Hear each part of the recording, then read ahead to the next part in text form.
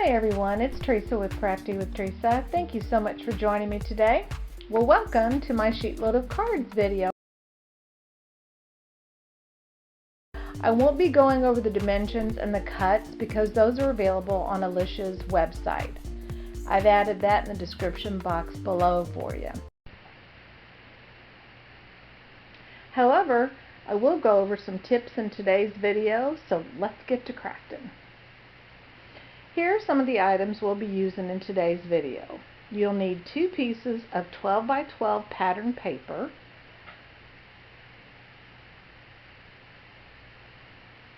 a full piece of 8.5 by 11 color cardstock, a second sheet, or even pieces of a die cut like I have here.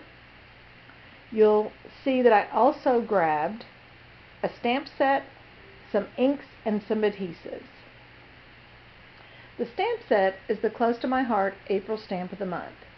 Isn't it just adorable? I love the little hedgehog. It's so versatile. You can use it for birthday cards, you can use it for little kids cards, friendship cards, and those are just the cards I can think of right off the top of my head. But before I forget, there are only a few more days left for Close to My Heart items. If you like this stamp set, you need to jump onto my site. I'll put that information in the description box below because end of April is the last day that we'll be able to purchase this particular stamp of the month. Now let's stamp the image onto this oval. I'm going to show you a few tips here as we go. When I'm making multiple sets of cards, I like to basically set up an assembly line as much as possible.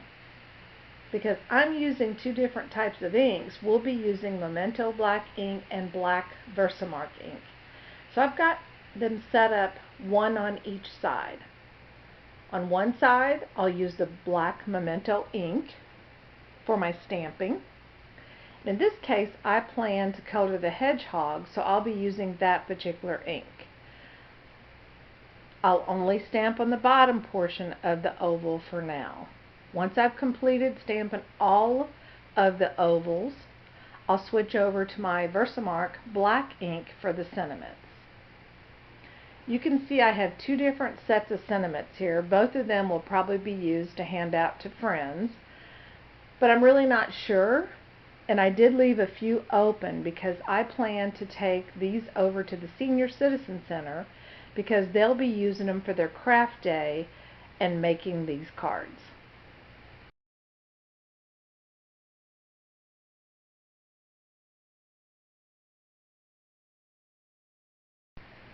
Now I'll switch over and get these sentiments lined up in a couple different ways and show you some tips. If you have a Misti, sometimes I struggle when I need to line them up. So if I'm using my Misti, I will also grab this laminated grid mat that I made myself. As you can see, it definitely looks handmade as I drew in the numbers with a black marker. But I'll put that in my Misti and then I will lay it right over the top of my focal point after I've decided about where I want to put that sentiment. This makes it so much easier for me to line it up and get that sentiment straight. I don't always get it straight because you'll see here I have to work really hard to get it where I want it.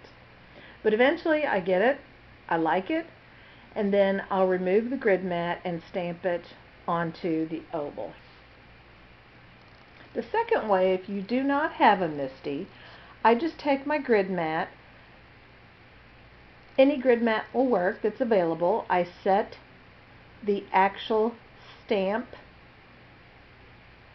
down onto the grid mat, I line it up, and then I'll grab my stamp block, pick it up, and then line it up on the oval and stamp it straight onto the oval in this case. Now, the grid mat that I have has a cushion, but I did want to show you Close to My Heart does have cushions that they have in their stamp set.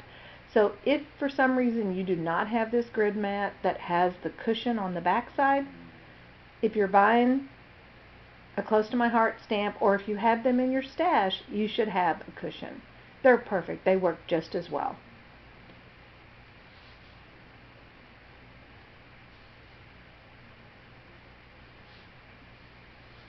Now here's a look at all the cuts.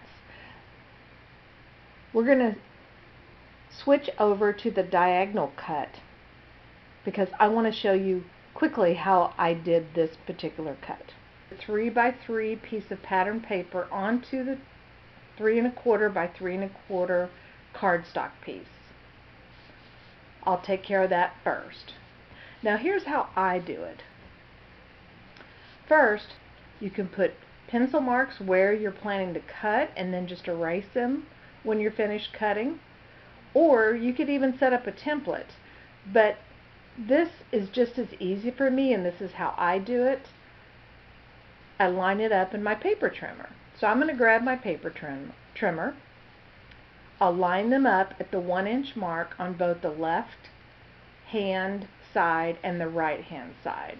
Then I just make a straight cut straight down. Take a look. Then I always make sure to keep these two pieces together. And next we'll show you how we put these split diagonal pieces onto the 4 by 5 1/4 inch pattern paper to add to the card. But before we do that, let's go ahead and color the focal points. I've actually colored them several different ways, and really they all look very similar. I will show you the different ways that I colored them, and then I'll add some notes in here along the way. But while that's playing, I thought I'd take a few minutes and share some information with you. By now, if you've been following me, you know that I am a Close to My Heart maker and that they're closing the end of April. I wanted to let you know that May 1st, I have made plans to become a Stampin' Up! Demonstrator. I am sad to see Close to My Heart go, but I am excited to work with Stampin' Up! Also.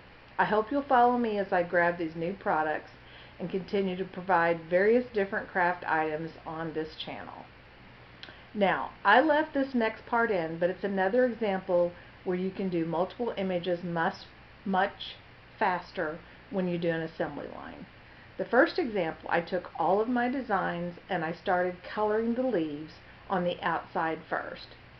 Then I colored the hedgehog, then I grabbed several different markers and even colored pencils to finish off the sunflower. Take a look. And one more thing I'd like to share, once again, I use my grid mat to line up the two diagonal pieces. I know that I need to have enough room for you to see the diagonal pieces, so I actually line these up using a 4 by 5 1/4 line.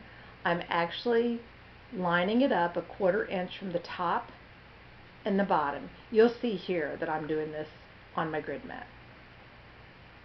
Then I just grabbed what I had handy. In this particular case, it was a washi tape, and I lay that down on top to hold it together. Once I've lined them up, I flip it over, I put the glue on it, and then I lay it down on that 4 by 5 1/4 pattern paper. Now all I have left to do here is to add the focal point onto the two split pieces. So here's a look at the two cards that I will take to my class next week at the Senior Center. They'll love it. Many of them give to their grandchildren, which that hedgehog will be cute for them. They'll love that. And I think I mentioned that I will sometimes leave off the sentiments, and I'll take different sentiments that I've got stamped and ready to go so that they can create these cards and have them ready to go once we finish our class. That's all I have for you today. I hope you enjoyed today's video. Please hit that subscribe button, the notification button, and like and comment so that YouTube notices me. Until next time, have a great day.